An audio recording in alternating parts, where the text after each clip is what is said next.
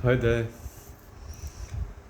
In the last video, we talked about tightness in the body, how we can actually screw ourselves up, and become tighter and tighter, causing problems. So, if we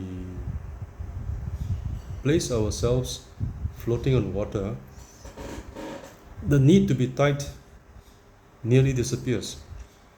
Gone.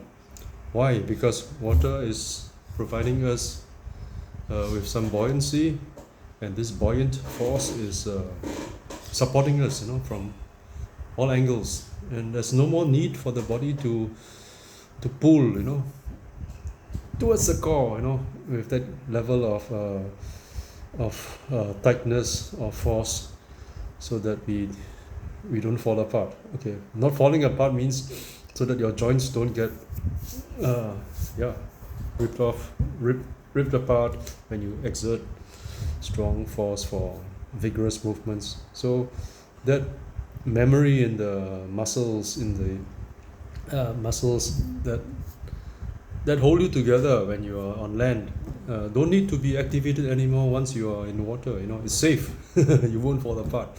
So this is an opportunity. This is really the golden opportunity for people to reach a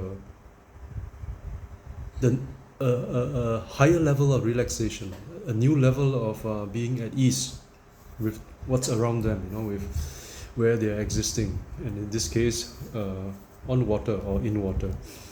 So, yeah, the let me just think. One guy, he was in a hatha yoga class. One day he was walking past me one morning after my swim, and he was telling me, why we do all those postures, those asanas, those, where we stretch, we do back bends, and all that. I said, yeah, I become more flexible. Could be. He said no. He said we do this so that we can have a higher level of concentration. Concentration. Where? Concentration where? In the body. So this is very interesting, because the body now becomes the facilitator, or the anchor that allows us to focus our concentration. So we actually bring concentration back to the body.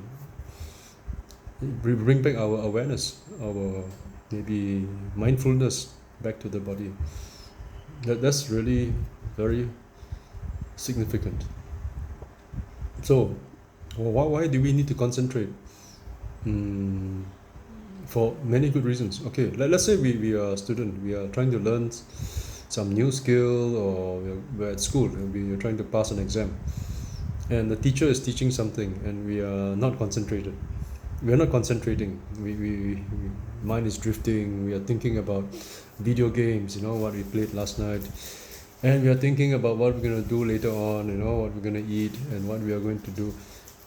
When the mind is not there, how much can you learn from the teacher? How much are you going in and the rest going out? How much goes in here for you to really benefit from the learning? Not much. So when there's no concentration, we can't expect to achieve much. So we need to have some level of concentration. Yeah, and we said the body, it's on hatha yoga, body concentration. Where's the body? Is the body outside of this periphery of skin that covers the body? No. If it's the body is outside, then we are doing out of body travel. We're doing astral travel, out of body experience, near death experience. No, we are still alive, and our consciousness is usually at its strongest, or should be, inside our body, because that's where it is. The body is inside the skin. We are all like a bag of flesh and bones, blood, all inside this bag of skin. So it's inside. So you have to look inwards, and when you look inwards, what are we doing? If the concentration is strong, we have an anchor. It anchors our awareness, our consciousness, inside our body. And why is this so significant? Oh, it's very simple. You see, when people teach spirituality, they talk about, oh, it has to be beyond space and time, eternal, beyond space and time. And there was one very good teacher on the internet. He thought that, why there's time? Why is there time? There's time because there's distance. When there's distance, you have to move from this point to the next point. Point A to point B, there's a distance between them, they are apart. So you need to have time to travel or to move from point A to point B. So time only exists when there's distance. Now, inside your own body, yourself, is there any distance? No distance. The closest thing to reality in this life is this body, it's this vessel, and it's inside you, it's in your midst. It's in your midst. There's no distance to cover, no time needed, timeless. Yeah, that's it. Oh, if your concentration is inside, what does that entail?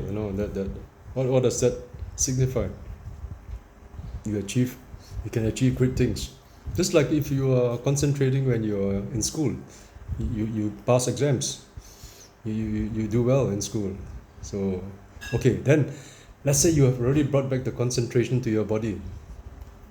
Earlier on I asked, if something sticks out of the water, can you feel the wind blowing on your legs, or your feet when they stick out of the water? Where's the water line around your body? Can you feel it?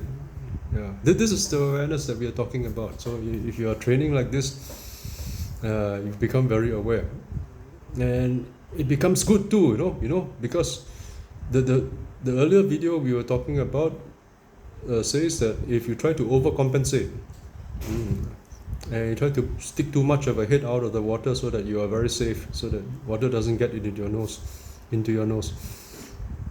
you bring yourself off balance. You don't achieve much actually. Your legs start sinking, and then there's no need to bring your nose so high above the water. You take more than you need. So the idea is, when you are very mindful of what's happening around you, you don't need so much safety buffer. You don't need to overcompensate by too much accumulation. You take only what you need. You don't do more than what you don't need to do. Yeah, and that brings out a very good result usually.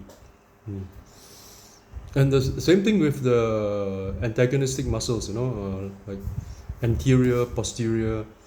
If your anterior side, the front side of your body, is tensed up and causing you to hunch, and you can't have a good posture, you can't do undulations, you are not flexible, not supple.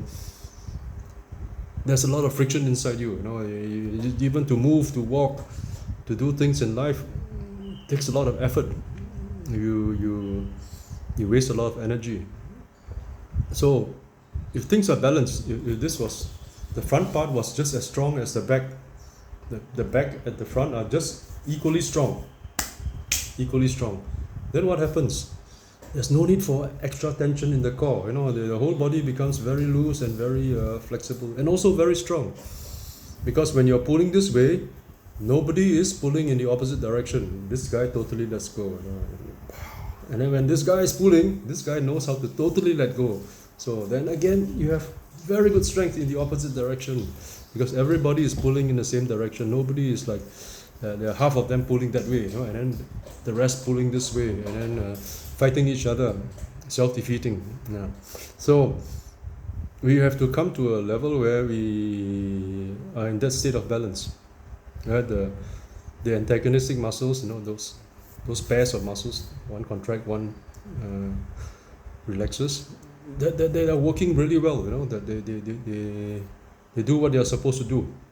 They become balanced. So the strength of the anterior becomes, supine, prone and supine. The front and the back equal strength. That's the state of balance we are looking for. And when you can do that, when you are floating, of course you float very well, and if you're doing that, you can do that if you are engaged in any kind of athletic pursuit, whether it's running, then you can run with very little internal friction and you can really do it well. I can't. I'm not perfect, so I have issues, I have problems. The doctor long ago told me I have some scoliosis, curvature of the spine, and I have all kinds of issues. But I've reduced a lot of the problems, so I can attest that it works. If you become more relaxed and you become more balanced, in strength even, of the muscles, of the pairs, antagonistic pairs of muscles, it will be very good for your body. Yeah. Okay. And let's go back to one video I made earlier on. I gave them names, put songs to them, and it's like an index. So you have a way to index some videos, video 3A or 3B or whatever. Okay, let's call it. Let's recall the video I made. It was a song sung by the Carpenters. I can't last a day without you, and it's in the playlist. Becoming gentle with water. So if you look at that particular video, it has a video of me taken in Bangkok. I used to live there more than 10 years ago, and this video has me floating. That was I think the first time I managed to float, horizontally on water. Previously I couldn't float like that. The legs would sink. I could only hold a vertical float. Horizontal float not possible somehow, never successful at that.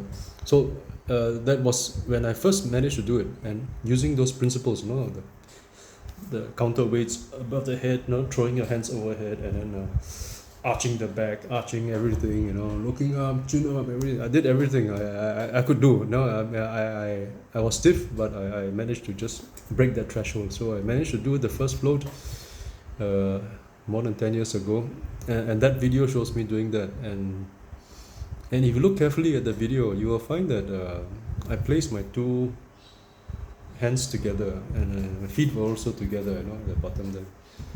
It does help. If your body is not very balanced or aligned. For me, I had some tightness on the right side. Every time I would swim, do a flutter kick, and I swim freestyle, I could see. Let's say I do backstroke. I take a peek at my legs. The right one's totally out of alignment. You can see you can't get it straight. Somehow people are so symmetrical. I'm doing something like it goes crooked. Something is wrong. Something is tight. Something is twisted in there. Some knots need to be straightened out, but not yet. So I had huge issues and couldn't do things in a very symmetrical or balanced way. So it would be graceful. It will look that it will be powerful. So the leg will have the power, but it didn't have the power because it was just flopping around, tight on one side. Yeah. So if one side is tight, a lot of people bring balance by just placing two things together, like Anjali Mudra. You put two palms together, and the circuits connect. Or you can put also some force. You press the palms with some force together, and somehow that extra force, again, is for compensation. It negates the effect of the imbalance on one side. So if an imbalance on one side, when you press things together like this, or the feet press together, you can achieve a reasonable state of balance, despite the fact that one side, maybe for me the right side, is not balanced. So that could be a start. If you want to start floating and then you spread open your hands, then you find one hand is going like that, and so if you're having those difficulties, all you do is you put them together, connect the circuits, so that you have the somehow a point, you achieve a certain a point of balance by joining the left and right. I mean, they support each other somehow, or they equalize, they equalize. Yeah. So that's one thing. The second thing, if you look carefully when you watch that video, is that was the beginning, I just started floating. So you will see that all newbies, when they are doing that float, they will be unable to unlock their waist. And at the waist, there'll be a small shallow V. It means you cannot stick out your groin. The groin doesn't come out. Poke yourself out of the water or be at flush with the water. No, it'll be down like that. And of course, everybody likes to see success. Say, oh, I can float horizontally, so I can see my feet. Yeah. So everyone wants to see their feet. So they do this, and then they can see the feet. The head is here. You can see the feet over here. Like that. And they feel very happy. I was feeling very happy too. Oh, I can float horizontally. See, but if you look carefully, there's a V there. The groin is not going to come up. And you don't know how to make the groin come up because your curvature is set like this. I remember there's a hunch. Most people are hunched. The front is always very tight. Mine was still tight, so it was like that. So that was the beginning. But later on, you want to be like that. You want to be here a bit loose, and then you can even do like that if you want. Then the energy can flow up, down. You can get that kind of rotation of the energy, and then you can have a wave kind of thing. When you're swimming or whatever. Then your head going up and down, like a dolphin, and then you don't have any problems. Undulations become easy. You got to achieve that. So one part at the waist, when it's tight like this. Another part is at the chest. When it's tight, just a permanent C shape, C shape. No way it's going to flex open like this. You always say it like this. Okay, let's say it like that. Now I put something here, boom, it opens up. See? So if you can't do that, then it stays like that. So, we want to have it to open up so that we can have also a degree of freedom at the chest area. And these are the things that will come later on if you keep training. It takes years, but some people they take only months. Depends how you're built.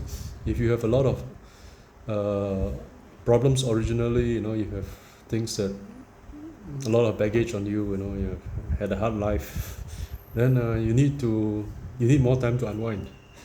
Yeah, but it's still a very worthwhile pursuit because as we get older, all of us get tighter. And I had friends, senior friends, those who are in their 60s, 70s, and even 80s. They would say, oh, I exercise every day, I do this, I do that.